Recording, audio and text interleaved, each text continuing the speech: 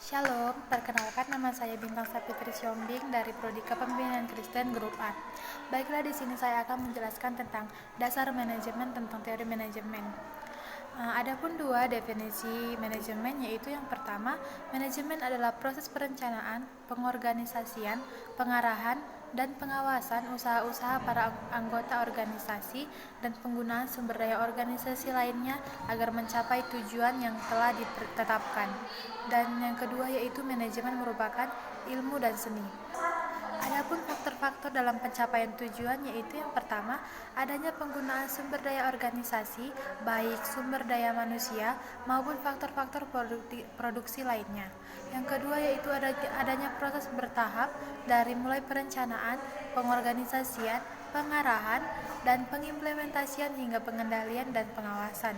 Dan yang ketiga yaitu adanya seni dalam menyelesaikan pekerjaan. Adapun pengertian efektif dan efisien atau Drucker yaitu efektif adalah mengerjakan pekerjaan yang benar atau tepat, dan efisien mengerjakan pekerjaan yang dengan benar atau tepat. Adapun fungsi-fungsi manajemen yaitu yang pertama perencanaan atau planning, yang kedua pengorganisasian atau organizing, yang ketiga pengarahan dan pengimplementasian atau directing landing, dan yang keempat yaitu pengawasan dan pengendalian atau controlling.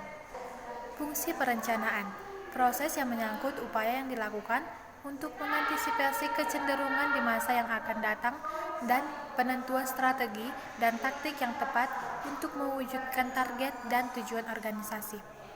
Kegiatan dalam fungsi perencanaan yaitu yang pertama, menetapkan tujuan dan target bisnis, yang kedua, merumuskan strategi untuk mencapai tujuan dan target bisnis tersebut, yang ketiga, menentukan sumber daya yang diperlukan, dan yang keempat, menetapkan standar atau indikator keberhasilan dalam pencapaian tugas, tujuan, dan target bisnis. Adapun fungsi pengorganisasian adalah yang pertama, yaitu proses yang menyangkut bagaimana strategi dan taktik yang telah dirumuskan dalam perencanaan didesain dalam sebuah struktur organisasi yang tepat dan tangguh, sistem dan lingkungan organisasi yang kondusif, dan dapat memastikan bahwa semua pihak dalam organisasi dapat bekerja secara efektif dan efisien guna pencapaian tujuan organisasi. Adapun kegiatan dalam fungsi pengorganisasian yaitu yang pertama, mengalokasikan sumber daya, merumuskan dan menetapkan tugas dan menetapkan prosedur yang diperlukan. Dan yang kedua, menetapkan struktur organisasi yang menunjukkan adanya garis kewenangan dan tanggung jawab. Yang ketiga, kegiatan perekrutan, penyeleksian, pelatihan, dan pengembangan sumber daya manusia atau tenaga kerja. Dan yang keempat, kegiatan penempatan sumber daya manusia pada posisi yang paling tepat. Fungsi pengarahan dan implementasi, yaitu proses implementasi program agar dapat dijalankan oleh seluruh pihak dalam organisasi serta proses memotivasi agar semua pihak tersebut dapat menjalankan tanggung jawabnya dengan penuh kesadaran dan produktivitas yang tinggi. Adapun kegiatan dalam fungsi pengarahan dan implementasi yaitu yang pertama, mengimplementasikan proses kepemimpinan, pembimbingan dan pemberian motivasi kepada tenaga kerja agar dapat bekerja secara efektif dan efisien dalam pencapaian tujuan. Yang kedua yaitu memberikan tugas dan penjelasan rutin mengenai pekerjaan, dan yang ketiga yaitu menjelaskan kebijakan yang ditetapkan.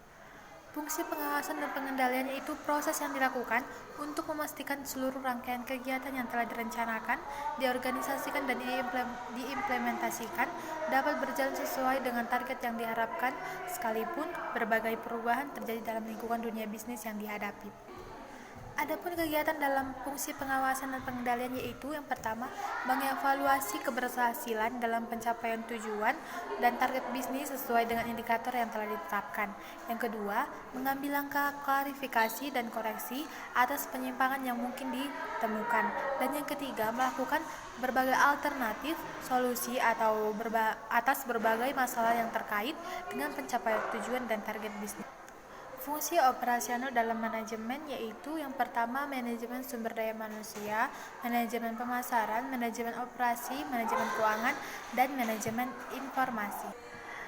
Manajemen sumber daya manusia yaitu penerapan manajemen berdasarkan fungsinya untuk memperoleh sumber daya manusia yang tertarik bagi bisnis yang kita jalankan, dan bagaimana sumber daya manusia yang terbaik terdapat tersebut dapat dipelihara dan tetap bekerja bersama kita dengan kualitas pekerjaan yang senantiasa konstan ataupun bertambah. Manajemen pemasaran. Manajemen pemasaran adalah kegiatan manajemen berdasarkan fungsinya yang pada intinya berusaha untuk mengidentifikasi apa sesungguhnya yang dibutuhkan oleh konsumen dan bagaimana cara pemenuhannya dapat diwujudkan.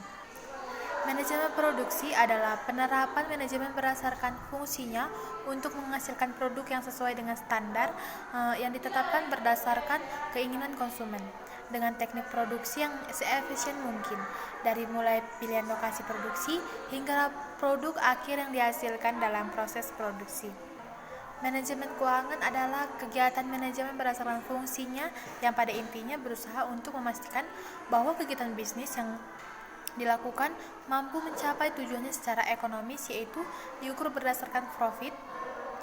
Tugas manajemen keuangan diantaranya merencanakan dari mana pembiayaan bisnis diperoleh dan dengan cara bagaimana modal yang telah diperoleh dialokasikan secara tepat dalam kegiatan bisnis yang dijalankan.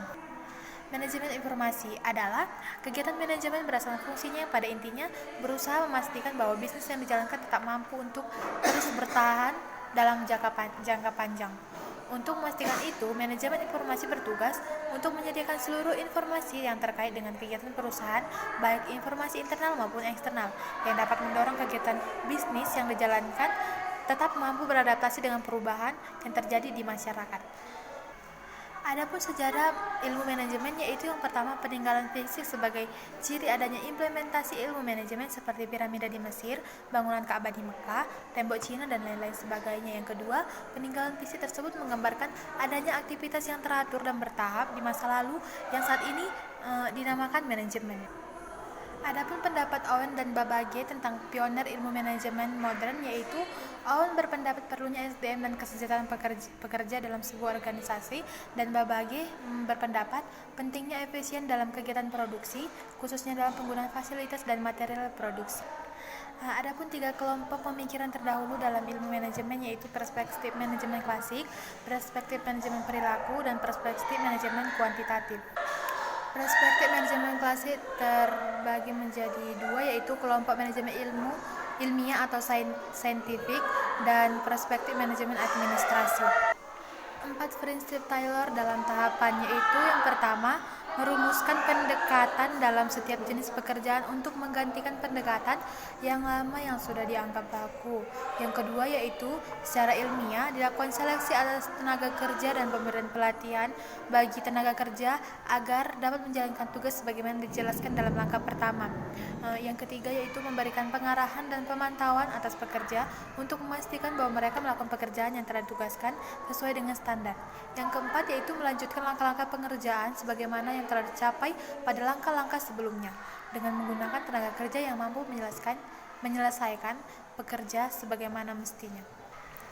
Adapun 4 gagasan Gen dalam manajemen, yaitu yang pertama kerjasama yang saling menguntungkan antara tenaga kerja dan pimpinan. Yang kedua, seleksi ilmiah tenaga kerja atau karyawan.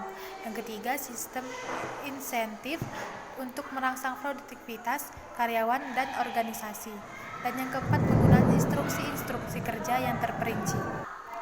12 prinsip efisien Emerson. Yang pertama, tujuan-tujuan dirumuskan dengan jelas. Yang kedua, kegiatan yang dilakukan harus masuk akal dan realistis. Yang ketiga, adanya staf yang memiliki kualifikasi yang tepat.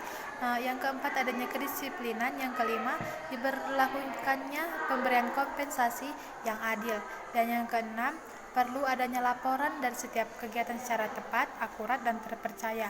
Yang ketujuh, adanya kejelasan dalam pemberian perintah perencanaan. Yang kedelapan, adanya penetapan standar dari setiap pekerjaan. Yang kesembilan, kondisi pekerjaan perlu distandarisasi. Yang kesepuluh, kegiatan operasional harus jadi juga distandarisasikan. Yang ke-11, instruksi praktis tertulis harus dibuat secara standar. Dan yang ke-12, sebagai kompensasi atau efisiensi perlu dibuat secara pemberian insentif. Ada 14 prinsip Fayol dalam manajemen.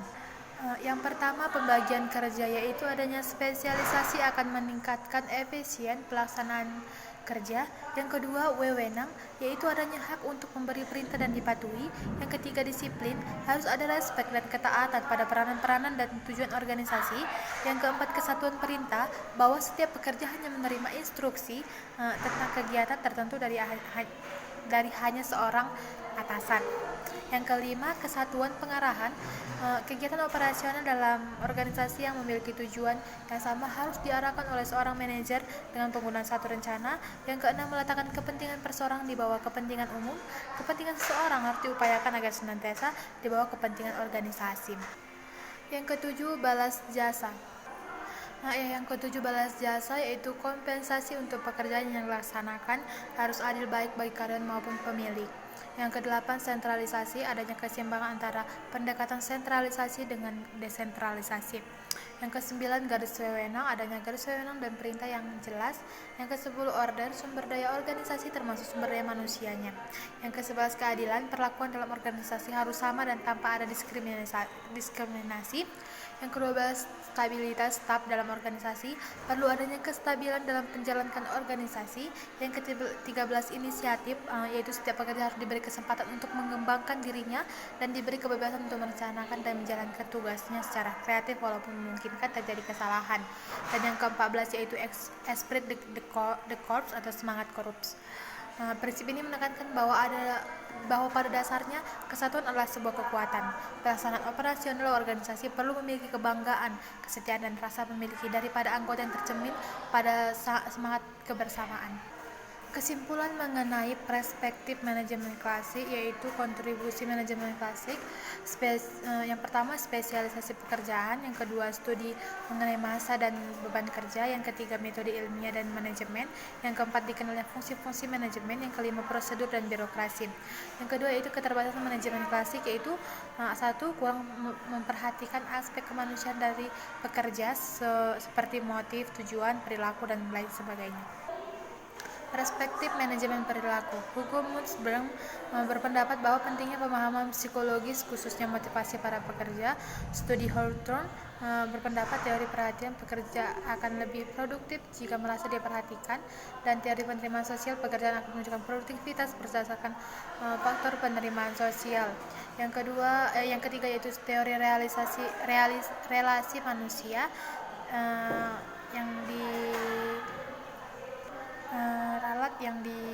yang berpendapat di situ yaitu hierarki tentang kebutuhan dari Abraham Maslow.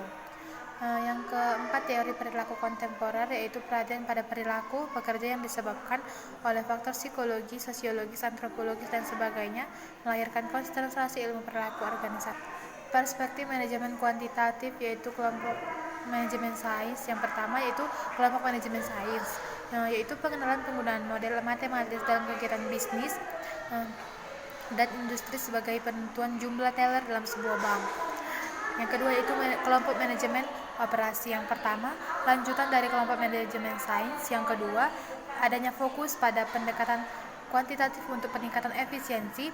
Yang ketiga, dikenalnya pendekatan analisa break-even, Queening Theory, dan lain-lain. Teori manajemen kontemporer yaitu perspektif sistem dalam manajemen. Yang kedua, perspektif kontingensi dalam manajemen.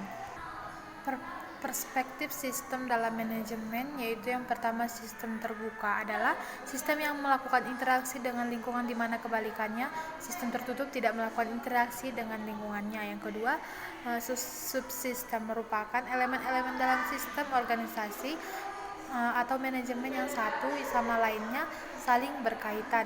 Yang ketiga, sinergi adalah konsep yang menjelaskan bahwa pekerjaan yang dilaksanakan secara bersama-sama akan memberikan hasil yang lebih baik daripada jika hanya dikerjakan oleh seorang saja. Dan yang keempat yaitu entropi adalah kondisi di mana organisasi mengalami penurunan produktivitas dan kualitas disebabkan ketidakmampuan dalam membaca dan beradaptasi dengan lingkungan. Adapun berbagai isu kontemporer dalam perkembangan ilmu manajemen yaitu pertama, downsizing, yang kedua, diversity management, yang ketiga, information technology, yang keempat, globalization, yang kelima, ethic and social responsibility, yang keenam, managing for equality, dan yang ketujuh, service economy. Sekian dari pembahasan saya, terima kasih.